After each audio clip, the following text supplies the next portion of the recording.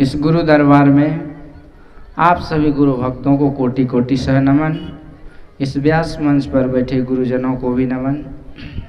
आइए 2 मिनट हम लोग भाव भक्ति के साथ अपने मन को गुरु के चरणों में लगाएं। कोई जाए मथुरा, कोई जाए काशी, कोई जाए हरिद्वार, मेरे लिए तो सबसे बड़ा तीर्थ है मेरा गुरुद्वार। ये गुरुद्वार सबसे बड़ा तीर्थ होता है। हम लोगों ने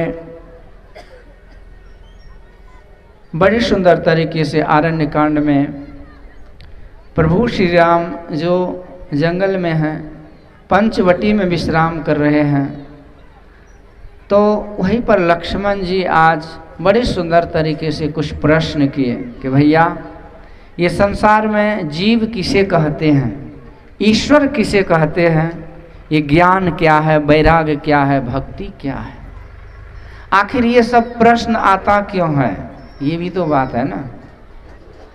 तो स्वामी विवेकानंद जी महाराज से किसी ने पूछा कि what is the need of doing prayer meditation, since I don't think that things is required in my life, because I possess the wealth, property, I have big building, I have a luxurious car, nice family and so on. So with that I am very much satisfied and I am living a very happy life. So what is the need of doing meditation and prayer? I don't think that is useful for us. तो उन्होंने पूछा कि जीवन में घर परिवार मकान दुकान गाड़ी बंगला परिवार बाल बच्चे सब हमारे घर में है ही, तो हमको भक्ति पूजा सत्संग करने की क्या ज़रूरत है, भगवान भगवती ईश्वर जीव माया के बारे में क्या ज़रूरत है पूछने का, हम तो यहाँ जैसे भी आनंद से हैं, आपका इस संबंध में क्या करना है। तो स्वामी विवेकानंद जी महाराज कहते हैं कि as long there is a fear of death, as long there is a circle of birth and death, as long there is a frustration, stress, strain, depression, sorrow and so on.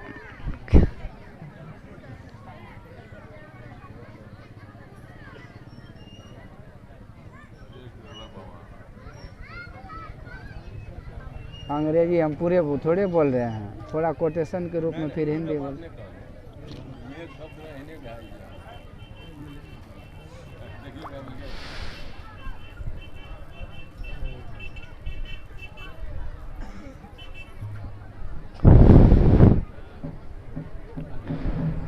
Shri सद्गुरु महाराज।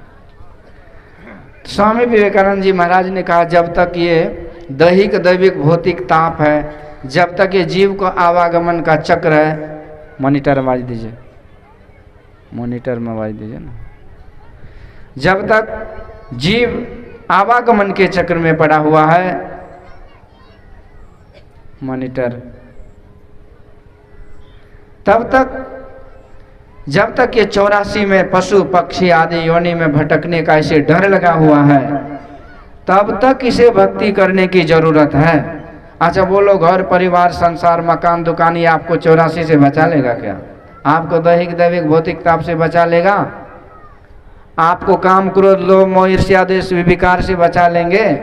तो यदि इन सारे दुखों से ये बचा नहीं सकते तो इस दुख से छूटने के लिए तो कुछ करना पड़ेगा ना, और जो करना पड़ेगा उसी का नाम भक्ति है। इसलिए जितने मनुष्य तनधारी हैं, आवागमन सम दुख दूजा है नए जग में कोई, इसके निवारण के लिए प्रभु भक्ति करनी चाहिए। जामन मरण बहुरी वियोगी अताथे गोरख भैला योगी। तो इसलिए भक्ति की आवश्यकता होती है। हम इस संसार में जहाँ फंस गए हैं, ये संसार में कोई अपना नहीं है। गुरु महाराज कहते हैं प्यारे जनि लिपटोरे प्यारे जग परदेसवा सुख कछुआ एहवा नाही, यह परदेसवा काल को बेसवा जोरे आवे दुख पाहे। ये संत महापुरुषों की वाणी है। हम लोग को विश्वास नहीं होता है, विश्वास होगा भी कैसे? ये संसार की माया ऐसी है कि बड़े बड़े को नचा देते तो हम लोग किस खेत की मूली है। जो माया सब जग ही नचावा, जा सुचरित लखी काहू न पावा। सो प्रभु भ्रू विलास खगराया, नाच नटी सहित समाजा। सबको विधि हरि शंभु नचावा निहारे, त्यो न जाने मरम तुम्हारा, और तुम्हें को जानन हारा। झूठ में सत्य और सत्य में झूठ का आभास ये तो बड़े बड़ों को होता है। तो इसीलिए ये संसार धोखा है, परंतु ये संसार जो बनावटी है, भेष बना रखा है, पर उद्देश्य इसका कुछ और ही है अलग, और असली रूप कुछ और ही है जिसको हम नहीं पहचान पाते हैं। इसलिए कहते हैं देख कर मत भूलना, बाहर की सफाई पर वर्क सोने की लगी है गोबर की मिठाई पर। हम लोग ये संसार के तमाशा में ही तो फंसे हुए ना, पर जो तमाशा करने वाले हैं और उसका जो जमूरा होता है वो नहीं फंसता है, बाकी देखने वाले फंसते। तो हम लोग देखने वाले हम फंसे हुए हैं। पर संतों का यही तो कहना है कि संभल कर बैठना जलवा मोहब्बत देखने वालों, तमाशा खुद न बन जाना तमाशा देखने वालों। पर हम तमाशे बने हुए ना। सो माया बस भयो गोसाई, अब बांधे कीर मरकट की नाई। कीर मतलब सुग्गा, मरकट मतलब बंदर। सुग्गा के तरफ पिंजरे में, शरीर रूपी पिंजरे में, और बंदर के तरफ नाच रहे माया में। तो इसलिए संत महापुरुष कहते हैं कि इसी चीज से छूटने के लिए भक्ति की आवश्यकता होती है। अपना असली स्थान, असली संबंध, असली घर द्वार मकान परिवार, ये हमारा असली कहाँ है, इसी को समझाने के लिए, इसी को जनाने के लिए भक्ति होती है। नहीं तो हम तो नकलिए को पड़े हुए हैं ना। पर संत महापुरुषों का ज्ञान हमें उस चीज से अलग कर देता है। एक चित्रकेतु नामक राजा था। कहा जाता है पिछले जन्म में ये राजा ही आगे चल के वृत्रासुर बना था, पर इस जन्म में ये राजा चित्रकेतु, इसको 1 करोड़ रानियां थी। और संजोग खराब कैसा था, दुर्भाग्य देखिए कि इसको कोई बेटा बेटी नहीं था। बेटा बेटी के चक्कर में ही ये ब्याह करते गया, बढ़ाते गया नंबर, पर नंबर नहीं लगा बेटा का। पर संत की कृपा हुई, एक दिन अंगिरा ऋषि का आगमन हुआ और उसके प्रसाद से, आशीर्वाद से राजा को बड़ी रानी से बेटा हो गया। राजा बेटा के साथ बड़े एकदम आनंदित रहने लगे। पर अन्य रानियों को सोतिया डाह हो गई कि राजा तो बड़ा पक्षपाती है, ये बड़ी रानी और बेटा क्या हो गया इसको कि बड़ी रानी के अलावा ऐसे कोई नजर ही नहीं आ रहा है। पर हम लोग क्या खरीद के लाए गए हैं क्या? अब दाह जलन के कारण तो आदमी कुछ भी कर देता है, गुस्सा से क्या हो जाता है, क्या लोग कर देते हैं मत पूछिए। अब अन्य रानियों ने क्या विचार किया कि न रहेगी बांस न बजेगी बांसुरी, बच्चे को खत्म करो। बच्चा सोया था एक दिन रात्रि में सैया पर, और उसकी सौत ने आई, अन्य रानियों ने उसके मुंह में जहर दे दिया। बच्चा जो सोया तो फिर जगह कहाँ, मर गया वो। रानी राजा की नींद खुली, सवेरे हुआ जब मरा हुआ बेटा को देखा, मुंह से गूंज निकल रहा है और इस तरह से, तो रानी को बेचारी को तो दांती लग गई। राजा भी छाती पीट पीट करके दहाड़ दे करके रोने लगे।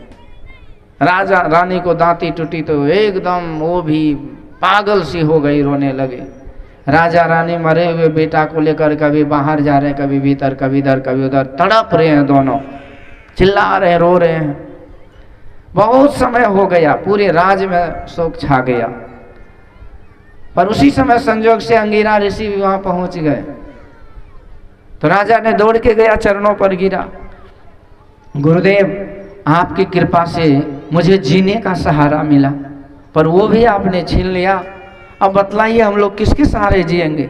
मेरा बेटा मर गया है, कृपा करो, आप तो संत हैं, समर्थवान हैं, इसे जीवित कर दो। यदि ये जीवित हो गया तो हम लोग जीवित होंगे, नहीं तो हम लोग भी मर जाएंगे।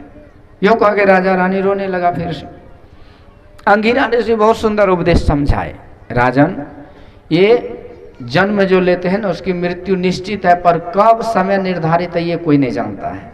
मरेंगे जरूर, पर कब मरेंगे कोई पता नहीं। पांव पलक की सुधि नहीं, करे काल की साज, काल अचानक मारसी ज्योति तर को बाज। हम लोग खूब अरमान पाल रखे हैं, खूब मनसुआ बना रखे हैं, पूरी पकाते हैं मने मन की, ये कर देंगे वो कर देंगे, पोता का शादी होगा तो उसमें दहेज लेंगे, तिलक लेंगे, पूरा घर मकान बनाएंगे। सब कुछ करेंगे, सोच रखे हैं, उसी बीच में राम नाम सत हो जाता है, सब धरे धराए रह जाता है, दिल की अरमा आंसुओं में बह गए।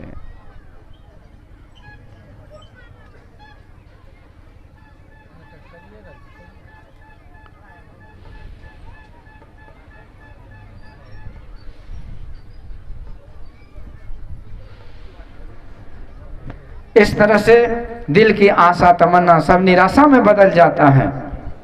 तो अंगिरा ऋषि कहते, देखो ये तुम्हारा बेटा इतना ही आयु लेके आया था, अब इसकी आयु नहीं है, ये खत्म हो चुका है, इसे दफना दो, अंत्येष्टि क्रिया कर दो, संतोष कर लो। अभी राजा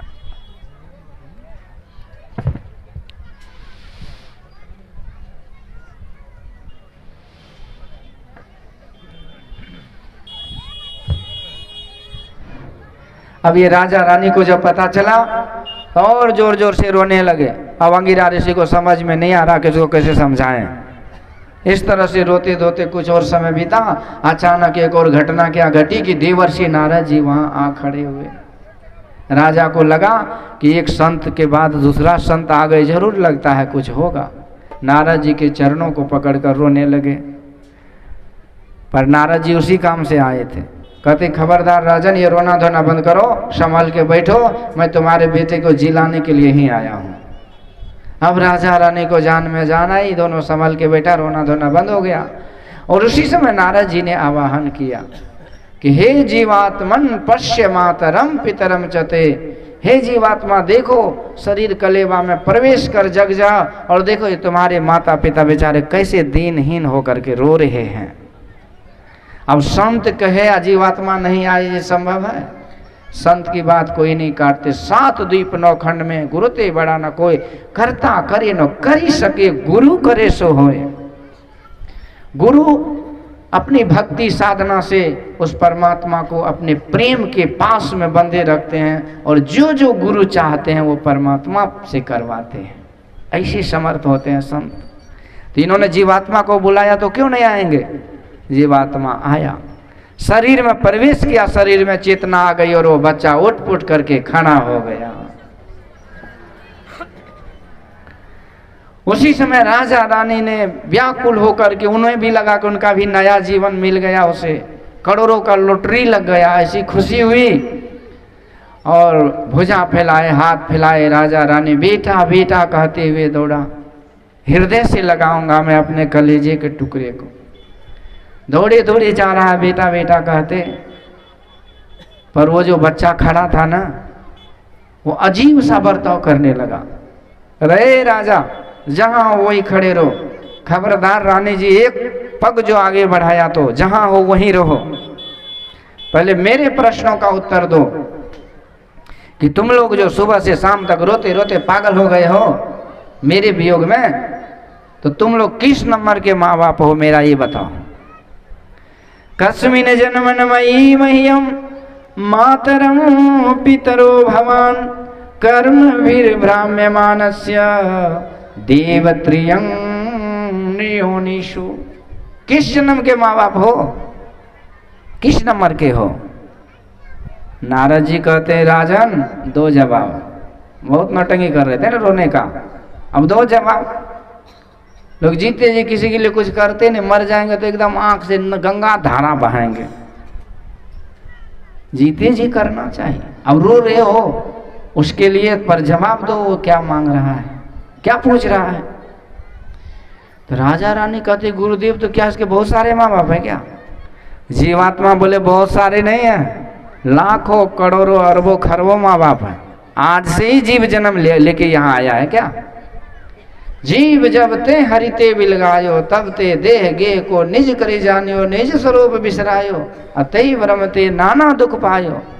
आकरि 4,84,000 योनि भ्रमतिया जीव अविनाशी, फिरत सदा माया कर प्रेरे, काल कर्म स्वभाव गुण घेरे। पशु पक्षी कृम आदिक योनिन में भर में वो बहुबार हो, 1,84,00,000 भरम के पौ पर अटके आए। तो इस तरह से नाना प्रकार के शरीरों में भटकते भटकते लाखों करोड़ों जन्मों को पार करके ये जीव यहाँ आया। तो हर जन्म में माँ बाप तो मिले ही होंगे ना, भाई बंधु सगे संबंधी रिश्ते नाते कब सब तो मिले ही होंगे। तो लाखों बार ये जीवात्मा बोला मैंने अपने माँ बाप भाई बंधु परिवार सगे संबंधी सबको त्यागा, और उस त्यागने का दुख मुझे है। लाखों माताओं को पिता को मैंने त्यागा, लाखों माता पिता मुझे त्याग दिए। तो मेरे वियोग में तो बार बार जन्म लिया और बार बार छूटा, तो बार बार मुझे त्यागना पड़ा। तो इस तरह से लाखों करोड़ों जन्म होने के कारण लाखों करोड़ों माँ बाप मेरे जो लाइन में लगे हैं रोने वालों में, तो उन लाइन में उस पंगत में तुम किस नंबर के हो। अब राजा की आंखें खुली, राजा रानी सन्न रह गए। कहते गुरुदेव मैं समझ गया कि जैसे पंछी रैन बसेरा बसे वृक्ष पर आई, अब होर भय सब आप को जहां तहां उड़ी जाए, मन तुम क्यों भोला रे भाई। कहे कबीर पुकार के यहाँ कोई न अपना रे, यह जियरा चली जाएगी जस रैन का सपना रे। ये तो रैन बसेरा है, यहाँ आते हैं सबका संबंध जुड़ जाता है, जाने लगते हैं सबको तोड़ करके चले जाते हैं, फिर दूसरे घर में जन्म लेते, फिर सब हो जाता है, जाते समय सब छोड़ जाता है। इस तरह से भीड़ में आदमी की भीड़ में आदमी अकेला निकल जाता है। जैसे नदी में लकड़ी सब बहती रहती है, एक दूसरे से संजोगवश जुड़ जाती है, फिर अलग भी हो जाती है, फिर कभी नहीं एक होते हैं, होती है लकड़ियाँ। तो इसी तरह से ये जीवात्मा नाना प्रकार के शरीरों को धारण करके नाना प्रकार के संबंध को जोड़ते, फिर अकेले फंसते रहते हैं। तो ये इस तरह का, हे गुरुदेव मुझे विश्वास हो गया कि यहाँ अस्थाई इसका कोई है ही नहीं। और इस तरह से राजा रानी का मोह टूट गया और वो जीवात्मा भी शरीर छोड़ करके छूट गया, उसको उड़ गया, विलीन हो गया। अब राजा रानी ने उस बालक का अंत्येष्टि कर्म करके और नारद जी को कहते गुरुदेव तो आप ही बतलाइए कि जीवात्मा का असली माता पिता, इसका असली लोकेशन, असली घर द्वार संसार कहाँ है। ये सब तो छूटने वाले हैं, ये तो छूट ही जाते हैं, तो असली कहाँ है। नारद जी कहते हे राजन सुनो, ये जीवात्मा का असली लोकेशन, असली घर जो है ना वो परमात्मा का घर है। वही परमात्मा का घर जिसके बारे में संत महापुरुष कहते हैं सखिया वह घर सबसे न्यारा, जहाँ पूरन पुरुष हमारा। कहूं उस देश की बतिया जहाँ नहीं होत दिन रतिया, नहीं रवि चंद्र ओ तारा, नहीं उजियार अंधियारा। वहाँ गम काल की नाही, नहीं तह धूप ओ छाए। कबीरा देश है न्यारा, लखे कोई राम का प्यारा। ऐसे परमात्मा का धाम है जहाँ सपने में भी सुख नहीं हो, दुख नहीं होता, जहाँ आवागमन नहीं होता। यद गत्वा न निवर्तन्ते तद धाम परमम मम। जहाँ जाने के बाद भगवान योगेश्वर भगवान श्री कृष्ण कहते हैं अर्जुन, जहाँ जाने के बाद पतन नहीं होता है, ऐसा मेरा धाम है। न तद्भासयते सूर्यो न शशांको न पावक। वहाँ हजारों हजार सूर्य भी उस धाम को प्रकाशित नहीं कर सकते। दमकत कड़क कड़क गुरु धामा, उल्टी अलल तुलसी तन तीजे। तो ऐसा वो घर है जिस घर में बड़े बड़े संत महापुरुष जाते हैं राजन, साधना करके अपने घर को चले जाते हैं। सुरत चला प्रभु मिलन को, विषयों से मुख को मोड़कर, योग हृदय वृत्त केंद्र बिंदु में युग दृष्टियों को जोड़कर। क्यों भटकता फिर रहा तू ए तलाशे यार में, रास्ता सहरग में है दिलवर पे जाने के लिए। तो दूर नगरी साहब, दूर नगरी कैसे आऊं रे कन्हाई तेरी गोकुल नगरी। लंबा मार्ग दूर घर बिकट पंथ बहु मार, कहो संतो क्यों पाइए दुर्लभ हरि दीदार। हे राजन ये परमात्मा का धाम, ये दुर्लभ तो है, लेकिन दुर्लभ है, लेकिन एक बार प्राप्त कर लो तो वंस फॉर ऑल, फिर सदा सदा के लिए प्राप्त ही रह जाएगा।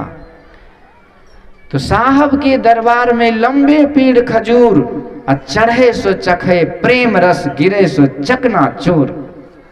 तो आपको कुछ पाने के लिए कुछ रिस्क लेना पड़ता है, इसलिए सदा सदा के लिए शाश्वत सुख और शांति पाने के लिए भक्ति के मार्ग पर चलकर उस परमात्मा के धाम जाना होगा। कहते मेहनत, तो किस चीज में मेहनत नहीं है बतलाइए। हमारे सामने जो थाली परोसा हुआ आ जाता है, चावल दाल सब्जी अचार अकऊ समधी की विचार, क्या समझते वैसे आ गया वो। एक किसान कितना मेहनत करता है, खेत को 7 बार तो चास समार करते हैं, चौकी लगाते, इसके बाद कितना घास फूस हटाते हैं, फिर उसमें बीज डालते, फिर घास हो जाता है उसको चुनते रहते, बार बार पानी देते रहते। ये यूपी ने DAP यूरिया ये सब डालते रहते हैं, कौन सा खाद देते हैं, माल मवेशी खसी बकरी भैंस बकरी से बचते रहता है, बचानी पड़ता है। इसके बाद उसको फिर फसल काट के लाते हैं, फिर तैयार करते, फिर थ्रेसर में रोलर में होलर में सोलर में डालते हैं उसको, फिर वो चावल होता है उसमें भी सुंडा लग जाता है, उससे बचा के रखते हैं। इसके बाद फिर वहाँ गैस चूल्हा हंडा हंडी में उसको डालते हैं, घंटों भर आँच लगाते हैं, उसमें भी गीला नहीं हो तो कच्चा नहीं हो, बड़ा मेहनत से तैयार करके थाली धो धोखार करके परोस के तब आगे आता है। तब न कहूँ समधी की विचार, कितना मेहनत लगा। कहते 1 प्लेट 10 रुपए में 20 रुपए में भोजन यदि 1000 रुपए में भी मिले तो ये भी सस्ता है, यदि इसके मेहनत को देखे तो एक छोटे से जीवन को जीने के लिए विचार कीजिए हम कितना मेहनत करते हैं। ये पेट भरते ना, तो अभी पेट भरते दिन के 12 बजे, कल 12 बजे पेट खाली रहता भरले रहता है, थोड़ा सा देर होता तो दिन में तारा झलकने लगता। अभी तक जितना खाए हैं इकट्ठा कर दे तो 50 क्विंटल हो जाता, सबको भस्म कर दिए, लेकिन फिर भी एकदम मुँह ठोर मुँह सूखते रहता है, थोड़ा सा भोजन कम मिल गया तो इतना खाते हैं ये थोड़े से जीवन के लिए, क्षण भंगुर जीवन के लिए, पर आगे तो ये आत्मा कभी मरता ही नहीं है। और ये आत्मा जो अमर है और उसके जिसका जीवन का कोई सीमा नहीं है, तो उस ये जीवन तो थोड़ी सी झांकी है, आने वाले आत्मा का जीवन अनंत जीवन तो बाकी है। तो उन अरबों खरबों साल लिमिटलेस लाइफ के लिए हम लोग क्या थोड़ा सा साधन भजन का मेहनत नहीं कर सकते? तो इसलिए साधन भजन करके मेहनत हर चीज में है। तो इसीलिए जब तक मेहनत नहीं करेंगे तो डू और डाई, मेहनत नहीं करेंगे तो भूखे मरेंगे कि नहीं? तो जीने के लिए करना पड़ता है ना। तो इसीलिए आत्म कल्याण के लिए भक्ति भजन करना ही पड़ेगा। तो इस तरह से हे राजन वो परमात्मा का धाम है, उसी धाम में संत महापुरुष पहुँचते हैं। तजी जोग पावक देह हरिपद लीन वही जहाँ नहीं फिरे, नर विविध कर्म अधर्म बहुमत शोक प्रद सब त्याग हूँ, विश्वास करी कह दास तुलसी राम पद अनुराग हूँ। कहते नाना प्रकार के शोक भरम इधर उधर का बात को छोड़ो और विश्वास करके कह रहा हूं कि उस प्रभु के चरणों में प्रेम करो और तुम्हें वही गति मिलेगी जो मां सबरी ने प्राप्त किया था। जातिहीन जन अगम वही मुकुत किन असनारी, महामंद मन सुख चाहसी ऐसे प्रभु ही विसारी। तो भगवान उद्धार करने के लिए अवतार लेते हैं, उतर के आते हैं। जीव हित आप ही आवे सुरत को आई तारा है। हम जीव के कल्याण के लिए वो आते हैं, आपको घबराना नहीं है। हम भक्ति करेंगे क्या होगा? भक्ति करवाने वाले भी सदगुरु होते हैं, आप करते रहिए, वो सहारा देते रहेंगे। कैसे? तो गुरु खोले तिल द्वार हो ब्रह्मांड में पैसार। तिल का द्वार, अंधकार का द्वार कौन खोलते हैं? गुरु ही खोलते हैं। गुरु कीजिए भवनिधि पार स्वामी हो दयालु जी। भक्ति नाव में ली चढ़ाई पार करे भव खेव जी। भक्ति नाव तो लगी हुई है, आप उसमें बैठ जाइए, आपको टांग हाथ पटकने की जरूरत नहीं, आराम से बैठने की जरूरत है। तो बैठने क्या, जब ध्यान करते रहिए। तो यही है उस परमात्मा के पास जाने का उपाय। और देवर्षि नारद जी कहते हे राजन चित्रकेतु, ये संसार के रिश्ते एक बार मिलन हो जाता है फिर विछड़न हो जाता है, लेकिन यदि तुम उस प्रभु को पाने के मार्ग पर भक्ति के पथ पर चलोगे ना, तो भगवान के सगुण रूप का भी दर्शन हो जाएगा, तो वो भी नहीं विछड़न होगा, वो भी तब तक प्रकट रहेगा। कब तक? जब तक कि उसके सूक्ष्माति सूक्ष्म रूप का दर्शन नहीं हो जाता, तब तक वो सगुण रूप भी प्रकट होगा, रहेगा। न पल बिछुरे पिया हमसे, न हम बिछुरे प्यारे से, उन्हीं से नेह लागी है हमन को बेकरारे क्या। कभी नहीं बिछड़न होगा। ये तुम्हारा बेटा बिछड़ गया, तुम रो रहे हो, तुम भी किसी के बेटे थे ना, तो वो भी तुम्हें छोड़ के चला गया, वो भी रोता रोता गया। परंतु एक बार तुम अपने सर्वस्व जो परमात्मा हैं, जो सगुण रूप से भी आते हैं, और जिसको संत लोग कहते हैं त्वमेव माताश्च पिता त्वमेव, त्वमेव बंधुश्च सखा त्वमेव, त्वमेव विद्या द्रविणम त्वमेव, त्वमेव सर्वम मम देव देव। जो सब कुछ है वो इष्ट देवता, वो माता की तरह ममता बरसाती रहती है कि मेरा बच्चा कहीं भूखा तो नहीं है। प्यार दुलार क्या है कि जो आप चाहिए वो पूरा करना, यही तो माता की काम है ना। पिता की तरह संरक्षण करते रहते, भाई की तरह साथ रहते हैं, बंधु सगे संबंधी की तरह वो सब का सारे रिश्ते का एक अकेले ईश्वर सुख देने में, सब रिश्ते का आनंद देने में समर्थ है। इसलिए राजन, तो उसी परमात्मा में, उसी ईश्वर में प्रेम करो। तो उसको प्रेम करने के लिए पहले तुम उससे जुड़ो, उसका नाम जप करो, भक्ति की शुरुआत करो। ये भक्ति सब सुखों की खानी है, तुम्हें फिर दुख नहीं होगा। पाठ में भी हम लोग क्या सुने थे, भक्ति स्वतंत्र सकल सुख खानी, अब बिनु सत्संग न पावई प्राणी। तो यहाँ सत्संग ही तो हो रहा था ना। देवर्षि नारद जी आज सत्संग सुना रहे हैं, कहते तुम वही भक्ति करो, एक बार तुम्हारा इष्ट प्रकट हो जाएगा, तुम सदा के लिए उसके साथ ही रहोगे। अभी जो पाठ हुआ, कल क्या पाठ हुआ था, ये सीता महारानी, मैया सीता को, जानकी मैया को अनुसुईया मैया ने पातिव्रत धर्म का उपदेश दिया। तो वहीं पर पंचवटी से आगे भगवान बढ़ते हैं, तो वहीं रास्ते में सुतीक्ष्ण बाबा का आश्रम था। ऋषि अगस्त कर शिष्य सुजाना, नाम सुतीक्ष्ण रति भगवाना। बड़ा प्रेम था उसे भगवान में। ऋषि अगस्त ऋषि का शिष्य था। कौन बोलो ना, अभी तो बोल लिए, सुतीक्ष्ण मुनि, तो अगस्त ऋषि का शिष्य। एक आदमी बोला बाबा तो हर काम चाहिए, बोले कि तू बोलो ना, हमें किया बोलबे। हेलो, ठीक है।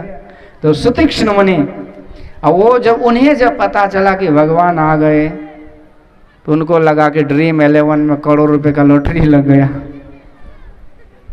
इतना दिन से वो दिन रात जप कर रहे थे, आज साक्षात वो भगवान आ गए। और सच्चे भक्त को जब उपलब्धि मिलती है ना, तो आनंद से पागल विभोर हो जाते हैं। तो इतनी खुशी, इतना आनंद हुआ उस सुतीक्ष्ण मुनि को कि कभी बाहर जाते, कभी भीतर जाते, भीतर बाहर क्रिकेट के बीच में, विकेट के बीच में दौड़ लगाना चालू किए। कभी फल फूल लाते तो कभी जल लाते, तो कभी कुछ होश ही नहीं है कि सेवा कैसे करें। ते भक्तों के प्रेम की पराकाष्ठा है। भगवान कृष्ण जब विदुरानी जी के घर आए, तो विदुरानी को इतनी खुशी हुई, हम कंगाल, हमारे पास कुछ नहीं है, लक्ष्मीपति मेरे घर आए। तब केला था, वहीं ला करके झट झट क्या करते हैं, तो केला फेंकते गई, छिलका खिलाते गई। भगवान भी खा रहे हैं चबा चबा करके, और कहते काकी जी बड़ा मजा आ रहा है, कहाँ से लाई हो ये केला, लगता है हाजीपुर का केला है। तब तक में विदुर जी आए, कहते अरे अभागन ये क्या कर रही हो, भगवान को छिलका खिला रही हो, दोष ले रही हो। अब जब तक मैं विदुरानी को होश आया, कहती प्रभु एक केला खा लो। भगवान कहते अब पेट फूल हो गया है, अब जगह नहीं है। तो भक्तों का ये प्रेम, वहाँ सबसे ऊंची प्रेम सगाए, जूठे पल सबरी को खायो, प्रेम विवश रघुराए। प्रेम के बस अर्जुन रथा क्यों भूल गए ठकुराए, दुर्योधन को मेवा त्यागो, साग विदुर घर खाए। तो यहाँ सुतीक्ष्ण मुनि का वही प्रेम है। क्या दे देंगे कहना मुश्किल। एक सत्संगी की आँख बाबा सभी जब पहुँचते हैं ना, अब ठंडी से काँप रहे हो, पंखा झेलने लगते हैं, दही खा लीजिए, चूड़ा खा लीजिए। अब पता ही नहीं कि बाबा दही खाएंगे तो बिल्कुल सही हो जाएंगे, फिर भी खिलाते हैं, उसे पता नहीं रहता शुद्ध बुद्ध। सुतीक्ष्ण मुनि को जब बाद में कुछ समझ में नहीं आई, तो एक प्रेम की ये पराकाष्ठा है कि शरीर का भान, ज्ञान सब भूल जाते हैं और लग जाते हैं उसके ध्यान में। सुतीक्ष्ण मुनि को प्रेम की समाधि लग गई। नेत्र कमल बंद है और भगवान के रूप में ऐसा मन टिका कि साक्षात रूप का दर्शन होने लगा। श्री सद्गुरु दर्शन उनके उर्मा ही करे बड़ भागी, अतिन के तरने की नाव किनारे लागी। तो बाहर में जो दर्शन होता है, बाहर में जो हम देखते हैं, उससे अनंत गुना ज्यादा आकर्षण, अट्रैक्शन और मन में शांति का आभास तब होता है जब वही रूप हम साधना करके अंदर में प्रकट कर लेते हैं मन मंदिर में। यही सुतीक्ष्ण मुनि का हुआ। अद्भुत आनंद का आभास अनुभव होने लगा। उसे लगा कि उसे सर्वस्व मिल गया। तेरी शरण में आकर मैं धन्य हो गया, जन्मों की प्यास थी जो संपन्न हो गया। लगा कि वो कृत हो गए। हाँ, एकदम आनंद में लेना ना देना मगन रहना। चाह गई चिंता मिटी मनमा बेपरवाह, जाको कछु न चाहिए सोई साहंसा। ऐसा भाव अनुभव।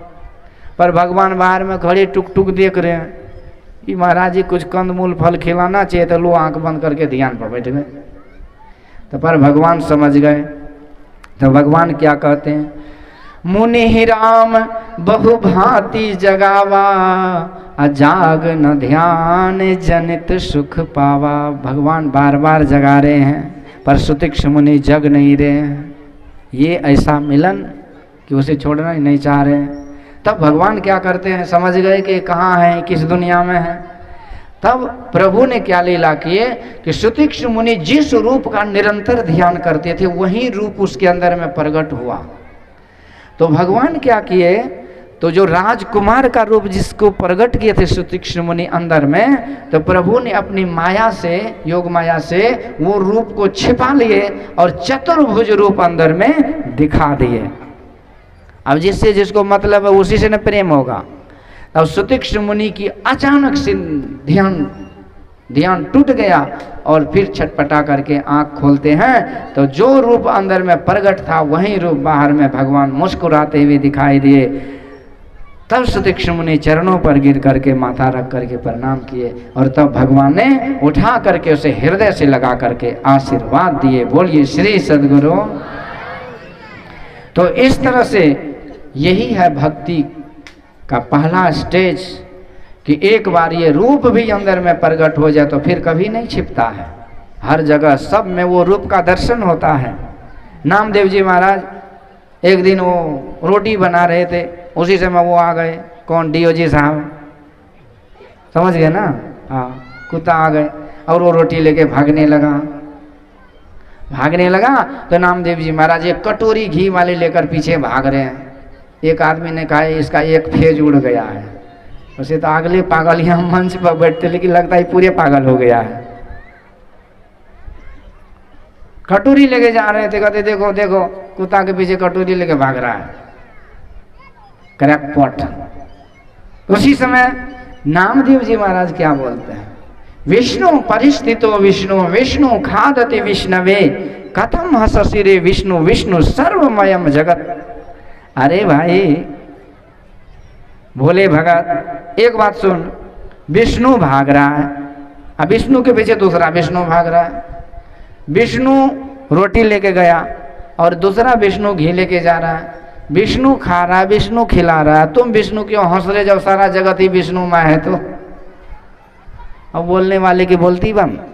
तो सिया राम मैं सब जग जाने, करो प्रणाम जोड़ी जुग पाने। तो सगुण रूप भी सब जगह दिखता है, एक बार अंदर में सिद्ध हो जाए तो।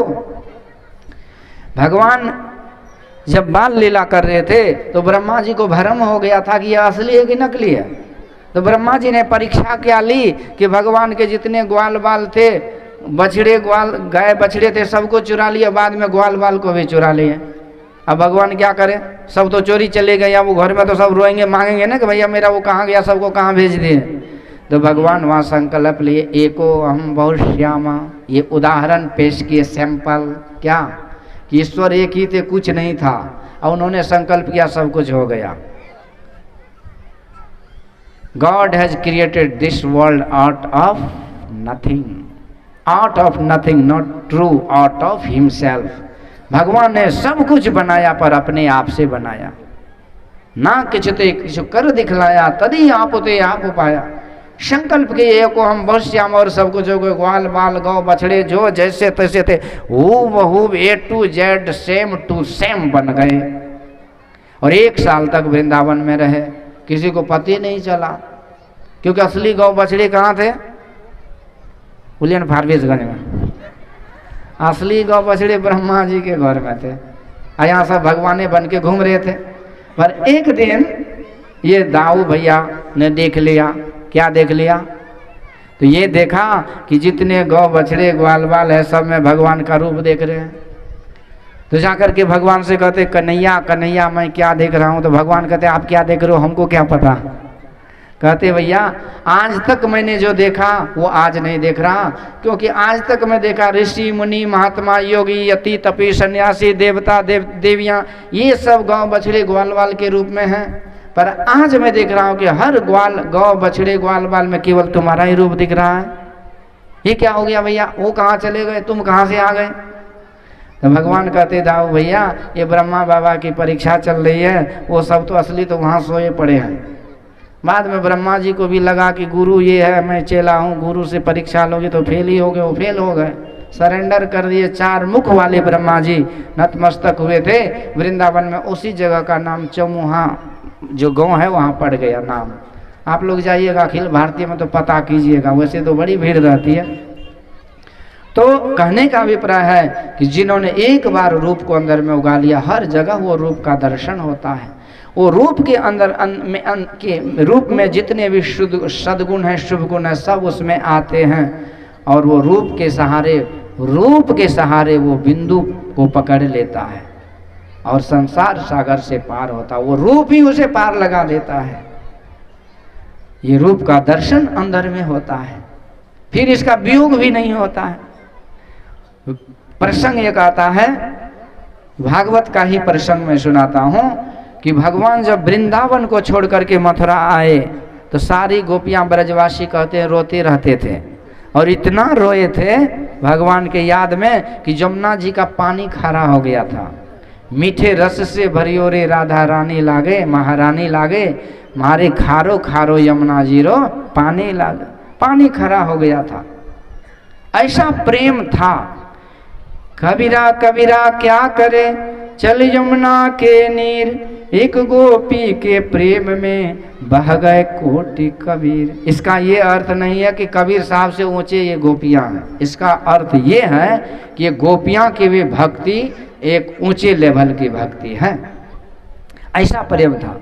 एक दिन भगवान मथुरा में अब भक्तों की याद में खो गए तो उद्धव जी कहते प्रभु आपकी आंख में जब आंसू रहेगा तो दुनिया वाले तो ऐसे रो रहे हैं तो इसका क्या होगा? फिर डॉक्टर बीमार पड़ेगा तो रोगी तो हो गया उसका राम नाम सत्य, तो आपको क्या हो गया प्रभु?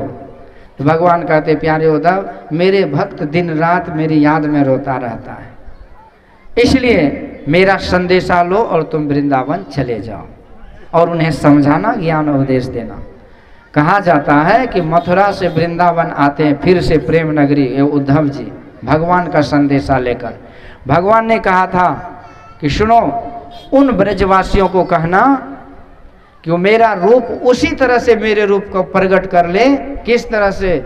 जिस तरह से शरद पूर्णिमा के रात्रि में मैंने जब बांसुरी बजाया था तो बहुत सारे भक्त उस बांसुरी के तान पर शुद्ध बुद्ध खो करके मेरे पास आ गए थे। पर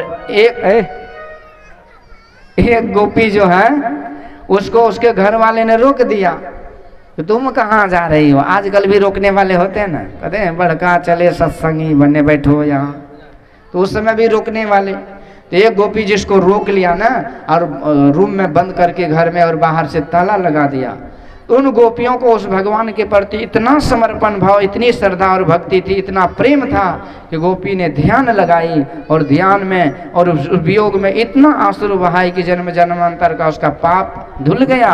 और उस ध्यान जो लगाई तो ऐसा मन प्रेम का बाढ़ उमड़ा कि अंधकार हट गया और उसी अंदर में नेत्र कमल जहाँ बंद था गोपियाँ का तो ऐसी ध्यान करी। बंद कीजिए जी, कौन बोला बजाने? ऐसे ध्यान करी कि गोपियां के हृदय प्रदेश में साक्षात भगवान प्रकट हो गए। श्री सद्गुरु। तो यही उद्धव जी को भगवान ने कहा, प्यारे जाओ उन सारे ब्रजवासियों को वही संदेशा देना कि वो लोग भी मेरा इसी तरह से ध्यान करके मेरे रूप को प्रकट कर ले। यही है मानस ध्यान। हमारे गुरु महाराज बताए हैं कि तुम जब करते रहो वो रूप प्रकट हो जाएगा। अखियां लागी रहन दो साधु, हृदय नाम सम्हारा, रीझे बूझे साहिब तेरा कौन पड़ा है द्वारा। जब करते रहिए गुरु गुरु, जब तेरा पूरा होवे तब क्या होगा, रूप का दर्शन हो जाएगा। बाबा साहब ने पूछा था गुरु महाराज, हमारे गुरु महाराज से, हम लोग के गुरु महाराज से, कि आपको दर्शन होता है क्या लाला? तो गुरु महाराज कहते हैं, नहीं हजूर, नहीं सरकार, वो धुंधला, वो रूप धुंधला दिखाई देता है। बाबा साहब कहते हैं, मैंने भी अपने गुरुदेव का ध्यान किया था और हूबहूब उसे देख लिया था। तो जो साधक ध्यान करते हैं उसे प्रत्यक्ष दिखाई देता है। तो इस तरह से हम लोगों को भक्ति में जुड़ना है। जब में ध्यान में इस तरह से जोड़ेंगे तो आगे जो ज्ञान की चर्चा होती है वो भी जरूरत होगी और वो भी समझेंगे। ईश्वर और जीव के संबंध में पूछा गया ना प्रश्न, पर समय अब हो गया, तो इसीलिए आगे जीव क्या है। तो जो जीव माया को, ईश्वर को और अपने आप को नहीं जानते वही जीव है, वही जीव हम हैं। हम कहते हैं हमारा हाथ है, पैर है, आँख है, नाक है, मुंह है, सब कुछ हमारा, पर हम कौन है? एक आदमी बोला हमको क्या पता।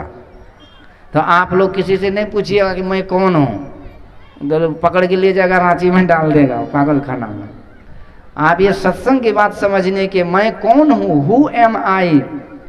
एक दक्षिण भारत में एक संस्था है, वहाँ जो जप दिया जाता है ना, वो जप बोलता है कि यही जपो, who am I, who am I, who am I. आंख बंद करके यदि आप पूछेंगे मैं कौन हूँ, तो जवाब क्या मिलेगा? तो हम लोगों ने स्वामी जी से पूछा था, दयानंद सरस्वती जी महाराज से, कि स्वामी जी वो जो कर रहे हैं हु एम आई, तो क्या होगा उसको? तो बोला, if you sit on meditation and keep on chanting who am I, then answer will be that you are an idiot, you are an idiot। यदि आंख बंद करके केवल कहेंगे मैं कौन हूँ, तो जवाब मिलेगा कि तुम मूर्ख हो। क्योंकि अपने आप को पता करने के लिए केवल बोलने से नहीं होता, उसके लिए जप करना पड़ता है, उसके लिए रूप को प्रकट करना पड़ता है, तब आगे इस जीव को अपने आप का ज्ञान होता है। भ्रूर मध्य, दोनों आंखों के बीच में, नेत्रस्थम जागृतम, नैनो माही मन बसे, बिंदु में मन टिकता है और वहीं पर अपने आप का भी ज्ञान धीरे धीरे आगे बढ़ते, साधना में बढ़ते बढ़ते होता है। कहने का अभिप्राय है कि हमें अपने आप का ज्ञान होना चाहिए। सुंदरदास जी महाराज कहते आप क्या हैं? तू तो कछु भूमि नाही, अप तेज वायु नाही, व्योम पंच विषय नाही, सो तो भ्रमकूप है। तू तो कछु इंद्रिय अरु अंतःकरण नाही, तीन गुण तू तो नाही, न तो छाई धूप है।